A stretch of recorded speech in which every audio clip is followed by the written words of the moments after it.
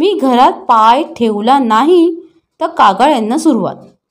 दिवसेंदिवस खाणं कमी, आराम कमी आणि कामाचा ताण जास्त यानं मीही थकत होते. पण महिना 400 रुपये घरात येत होते त्याचा मोह अधिक होता. पूर्वी सतीश लवकर घरी यायचे, मुलांच्यात बसायचे, रमायचे, त्यांच्या अभ्यासाची चौकशी करायचे. आता मुलंही आपापली एकटी पडली होती. मी माझी कामं उरकायच्या धांदलीत, त्यात थकलेली. सुरुवातीला अधूनमधून त्यांचा अभ्यास घ्यायची, मग हळूहळू तेही बंद झालं. मुलं माझा स्वयंपाक होईपर्यंत आपला अभ्यास उरकायची. सकाळी असं तसंच असतं म्हणून मी रात्रीचा सारा चारीठाव स्वयंपाक करायची. मी नसताना मुलं त्या तेवढ्या तासात घरात एवढा पसारा करून ठेवायचे की तो आवरतानाच मी मेटाकुटीला यायची. त्या दिवशी मोलकरीणही आली नव्हती. सकाळी सकाळी कामं तशीच पडली होती. संध्याकाळी मी आले आणि कामावर घसरले. मुलं आपापल्या उद्योगात. 7:30लाच त्यांचा अभ्यास संपला. अलीकडे मुलांचा होमवर्क कमी देतात हे माझ्या ध्यानातच आलं नव्हतं.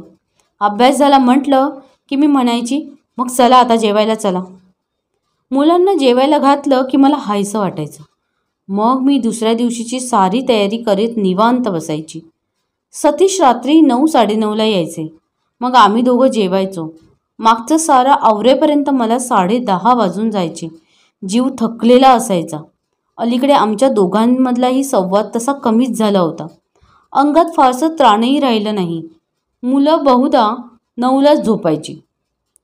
मध्यंतरी दीपाचं प्रगती पुस्तक पाहताना मला लक्षात आलं तिचा नंबर बराच खाली गेलाय.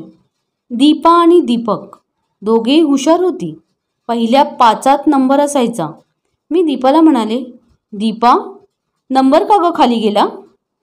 खाली कुठला?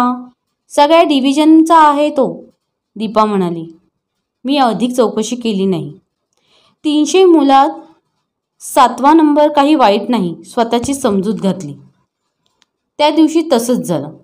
मी बाथरूममध्ये धुणी भांडी करीत होते. मुलं बाहेर शांत होती. माझा कुकर झाला आणि मी गॅस घालून सहज बाहेर डोकावले. मुलं TV पाहत होती. माझे अजून कपडे वाळत घालायचे होते, भांडी लावायची होती, आमटीला फोडणी द्यायची होती. TV पाहत मुलं शांतपणे बसली आहे तोपर्यंत आपलं काम उरकावं म्हणून मी पुन्हा कामाला लागले. मग हे जवळजवळ रोजचंच झालं. सतीश TV घेण्याच्या विरुद्ध होता, पण 3 वर्षांपूर्वी मीच जवळजवळ हट्ट करून TV घ्यायला लावला होता. मुलांनी TV फारसा पाहू नये अशा मताचे सतीश होते. TV वरचं छायागीत आणि सिनेमा तर मुलांनी मुळीच पाहू नये